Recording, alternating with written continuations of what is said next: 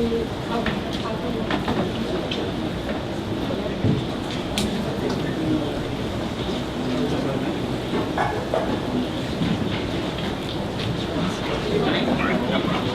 we have our three judges. Judges, can you introduce yourself to the audience, please? And say like a word of wisdom. Plastics.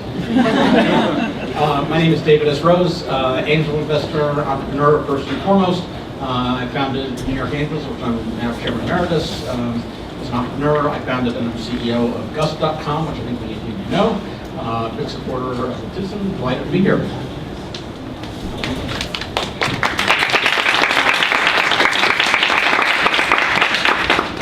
Hi everyone, I'm William Crowder. I am an investor and a startup advisor. I work with Dream Adventures, which is a startup accelerator. I work with our program in New York and in Philadelphia.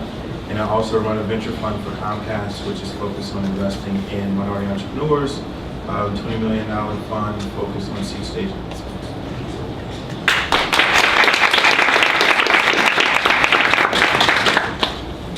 My name is Tim Gladden. I'm a partner at Ramon Law. I'm a corporate and securities attorney here in New York, representing entrepreneurs, startups, early stage companies, and mature companies, and all aspects of their growth and development.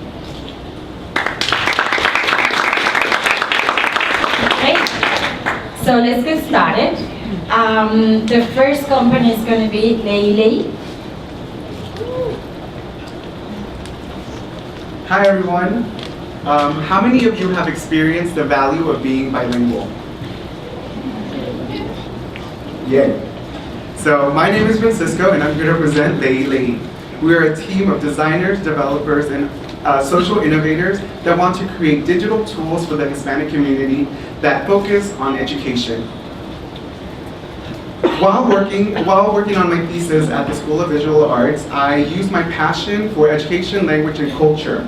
I married that with my personal background and experience. This was the birth of Lei. Today, the Hispanic community is facing an educational gap. Our goal is to help parents breach that gap. As a first-generation Mexican American, I know firsthand the struggles of being a bilingual student. At 3 years old, Hispanic children are already 7 months behind their English-speaking peers. That is why we chose to work with Hispanic children of Mexican-American backgrounds of the ages 3 to 5. But why Mexican-American? People of Mexican origin make up 60% of the Hispanic population. And as a Mexican-American myself, I can identify clearly with my audience. Let's take a look at how we believe we can use technology to help our community.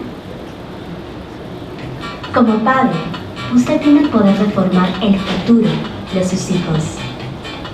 Hoy nuestros hijos enfrentan dificultad en la educación. Lei al rescate. Lei es una serie de episodios bilingües que enseñan habilidades en la alfabetización de temprana edad, con simpáticos personajes mexicoamericanos. Descubre el potencial ilimitado de sus hijos a través de aventuras en la alfabetización. Visite nuestra página lei-lei.org para aprender más.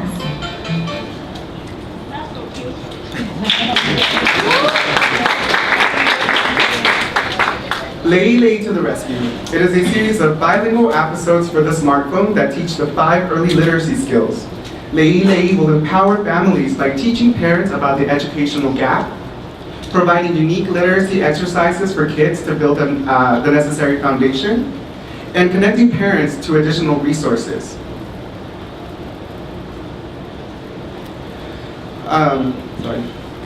Lei teaches literacy skills through friendly, bilingual Mexican-American characters, and this is so children can identify clearly by seeing a character that looks and talks like them. We are also filling a void within the market of Hispanic characters. Sorry.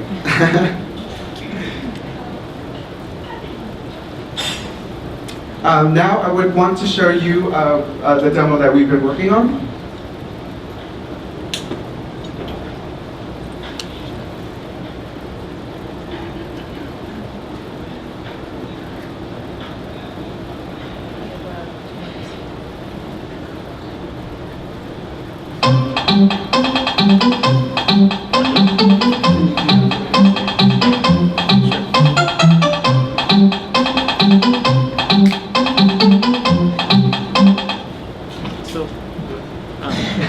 So when parents first enter the page of the demo, they'll be able to choose whether they want to play in Spanish or in English.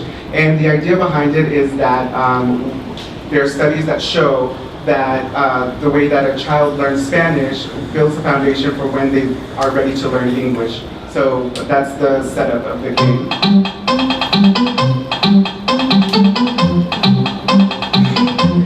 Hola, yo soy Javi y quiero jugar contigo.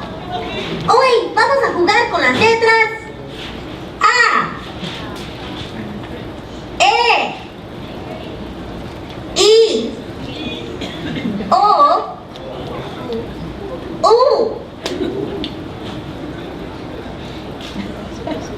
And so we're trying to hit all the literacy skills. One of the main ones that you're seeing right now is letter recognition and phonemic awareness. We're also trying to focus on building this more extensive version, which you will see further along.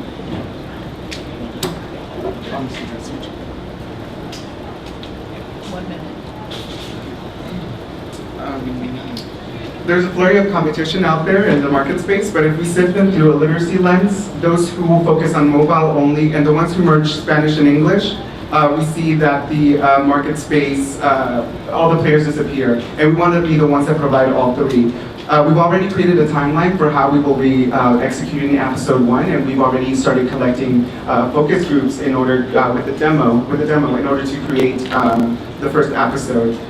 We would need our venture requires a startup cost of $30,000 for the development, and we would first price the app at 99 cents, and with a market size of 230,000, we would be able to make a revenue of 160,000. And in the first series, we will have 5 episodes, so you can do the math. And we are looking to be a social venture that creates viable educational tools for the Hispanic market, but also give back to the hardworking community centers who have helped us and push our community forward. The last slide is that we just launched our Kickstarter, so I would love for all of you to go visit, donate, and share, and help us create Lady Lady. Thank you.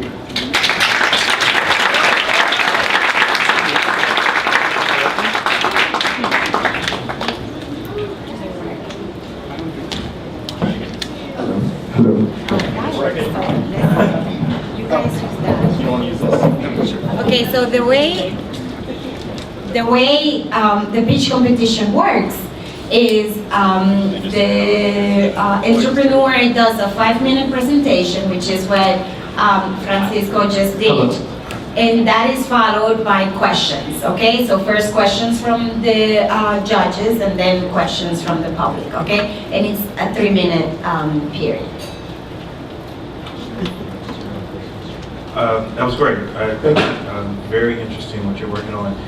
My question is about customer acquisition. So how do you plan on making people aware of this and getting them to actually come in? Right, yeah, no, that's a great question. We're definitely still in the learning space right now, and definitely launching something like a Kickstarter is one of those ways of getting people to start spreading the word of what we're trying to do. As far as actually acquiring people to buy it, one of our first things is to actually put it in the market, see what people, put a disclaimer on there, and get people's feedback on how did they find it, what do you like about it. But being a designer myself, I only have a designer's background, so we're not really business savvy, so that is definitely one of the reasons why we came here.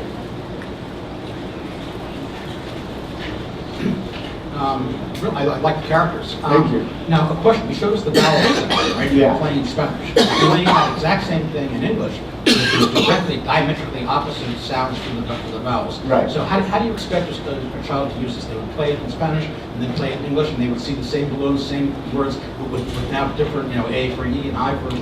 How would that? No, that's a great question. I mean, I definitely worked with the City of New York, the Early Literacy Department, and we created a curriculum which focused on separating the English from the Spanish. So the first thing is to empower the parents. So what can the parents do at home? Teach Spanish. So we're going to give them the tools to teach the Spanish, give them sort of consejos, which are pieces of advice on how they can continue the lessons within the app.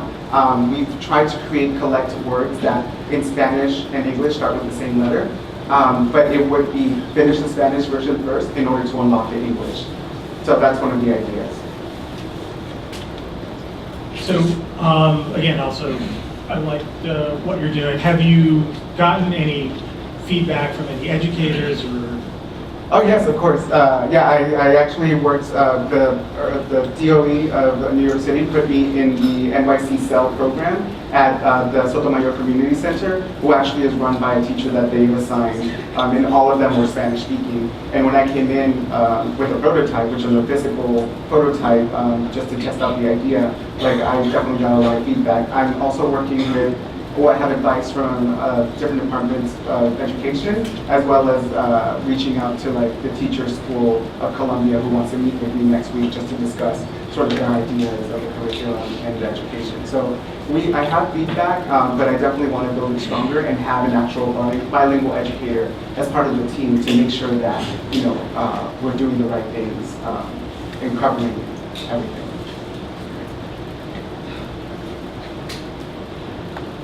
Thank you. Questions from the only one question. Is the mic?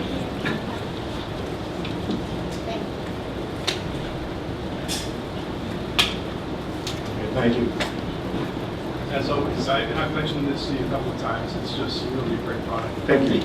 The problem to me, it's pretty apparent that it's a universal problem, right, in terms of what you're addressing. How do you reach out to the other ethnicities, all right, or is there any intent to reach out to the other ethnicities? Right. And granted, this is near and dear to my heart, Yeah. right, but is there a plan to address MECLF? It's definitely a great question, and I want to make sure that everybody hears me, is that all of us here, most of us here, have struggled with finding material for us. And I want to make sure that people understand that I'm definitely focusing on the Mexican American community, but we do plan to expand beyond that to cover other Hispanic communities. So it wouldn't just be there, but right now we are definitely testing this first to make sure that this works, and before we put it out into the whole world. As far as like somebody learning Spanish to English, or from English to Spanish, we'll definitely work to find a way to make it accessible for everybody. That's great, thank you. Thank you for your question.